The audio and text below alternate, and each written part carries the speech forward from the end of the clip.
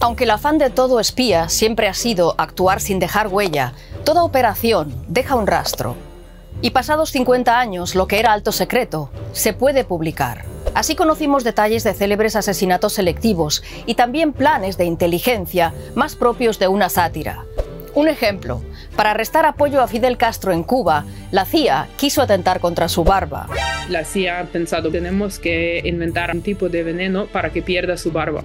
Y si pierde su barba, entonces pierde su imagen y pierde su credibilidad. Aquel plan quedó tan frustrado como el lanzado en los 60 en Washington bajo el nombre Acoustic Kitty. Ellos querían implantar chips y antenas en gatos que vivían en el parque donde se encontraba la embajada de la Unión Soviética, y ellos sabían que los diplomáticos salían para sentarse ahí en el parque y hablar de cosas, y ellos querían escuchar. El problema es que a los gatos de Washington no les interesaban los rusos.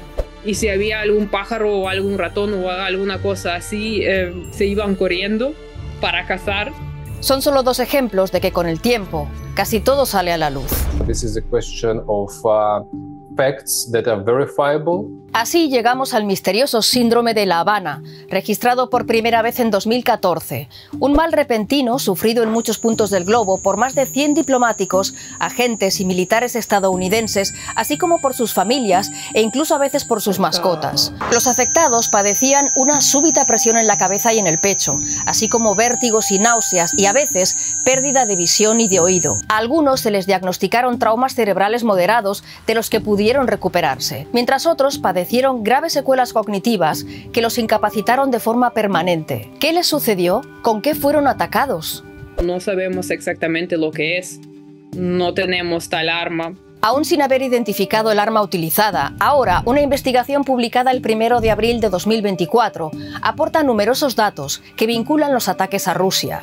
A través del portavoz del Kremlin, Rusia se apresuró a poner en duda la veracidad del informe.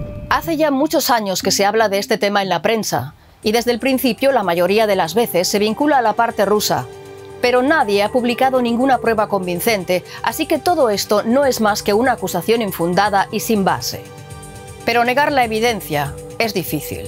This is a data-driven investigation that is based on comparison of lots of flight information or border crossing information, cell phone metadata information, leaked emails where we found some documents. Investigations like this highlight how it's increasingly difficult for intelligence agencies to operate in an open source age. Un equipo formado por investigadores de la revista The Insider, del programa 60 Minutes de la cadena estadounidense CBS y del semanario alemán Der Spiegel siguieron durante años los movimientos e indicios dejados por los miembros de la unidad número 29155 del Servicio Ruso de Inteligencia Militar y detectaron su presencia en donde se habían registrado los misteriosos ataques. El primero afectó en noviembre de 2014 a un funcionario del consulado estadounidense en Frankfurt, a quien tras una repentina sensación de presión en el torso y la cabeza, le fue diagnosticado un trauma cerebral. Entre mayo de 2016 y septiembre de 2017 sufrieron los mismos males más de 20 funcionarios estadounidenses destinados a La Habana, lo que acabó dando al síndrome su nombre actual. En junio de 2018, un funcionario estadounidense, así como su esposa y sus dos hijos, fueron repatriados de la ciudad china de Guangzhou tras haber sido víctimas de ataques similares. Y en 2021 sufrieron ataques sónicos tanto un directivo de la CIA en Nueva Delhi como la esposa de un diplomático estadounidense en la capital de Georgia. Esos son los casos, entre los más de 100 registrados en todo el mundo, que la investigación publicada ahora analiza con más detalle. En donde dicha investigación ofrece lagunas es en lo referente al origen de los ataques. Los expertos citados por los investigadores hablan de 3 posibles fuentes: un origen termoacústico, un campo electromagnético intenso o la perturbación de las ondas cerebrales con ondas de altas frecuencias.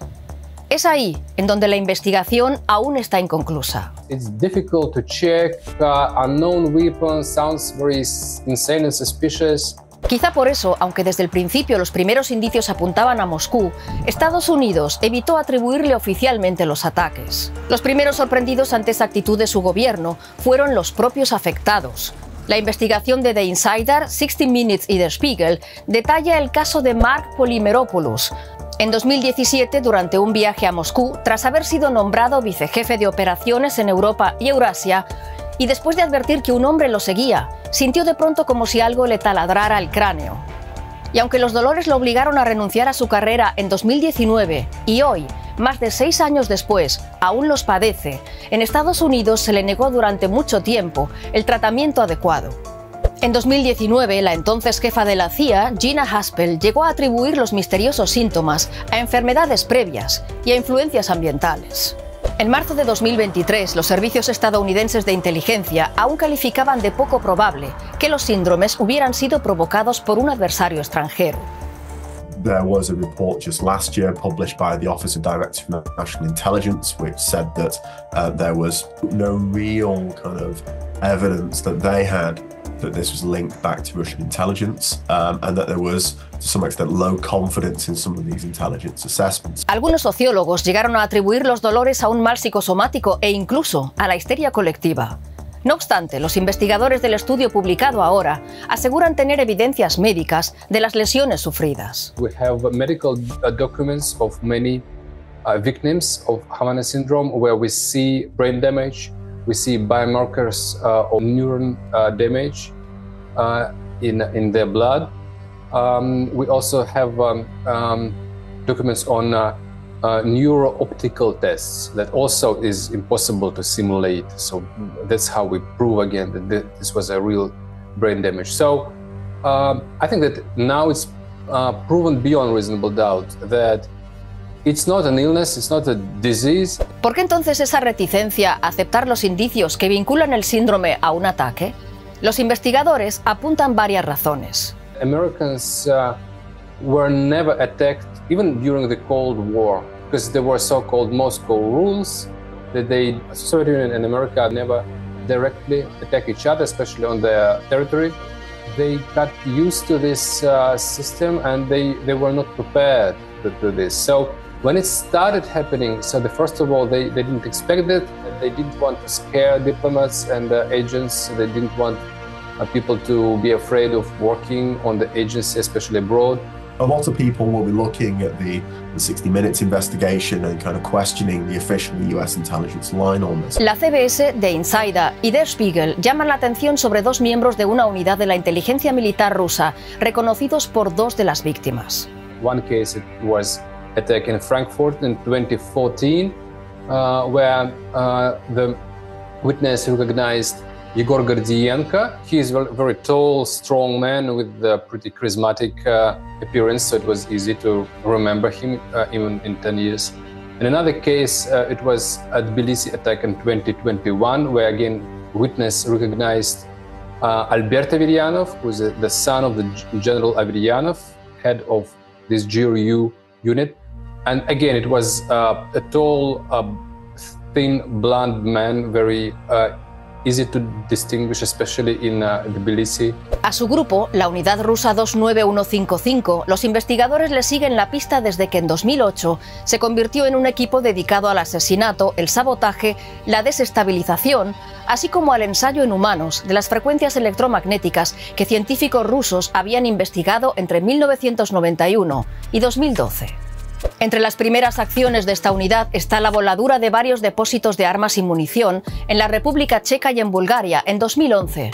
A finales de 2013, varios miembros de la unidad 29155 llegaron a Ucrania para sabotear las protestas del Maidán contra el entonces presidente prorruso Viktor Yanukovych. En 2016, la 29155 utilizó mercenarios serbios para orquestar un golpe de Estado fallido en Montenegro, en vísperas de la adhesión de esa nación a la OTAN. En 2018, esta unidad volvió a recurrir al envenenamiento contra el doble agente Sergei Skripal y su hija Yulia en la localidad británica de Salisbury. 4 años más tarde, a finales de febrero de 2022, miembros de la 29155 fueron desplegados en Ucrania como equipo avanzado de sabotaje y asesinato en los días previos a la invasión rusa a gran escala.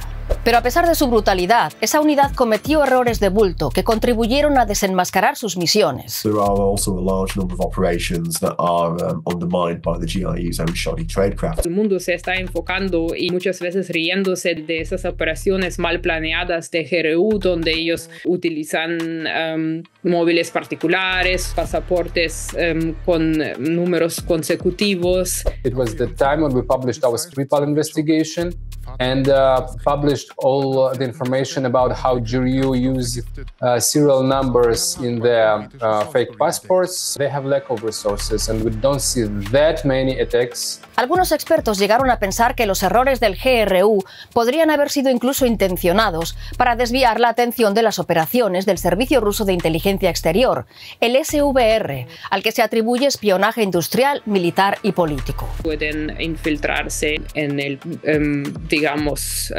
altos mandos militares o en partidos políticos, llevar operaciones de influencia, pero a nivel más alto. Sabemos que Rusia ha copiado un montón de armas estadounidenses. De una manera u otra tuvieron acceso.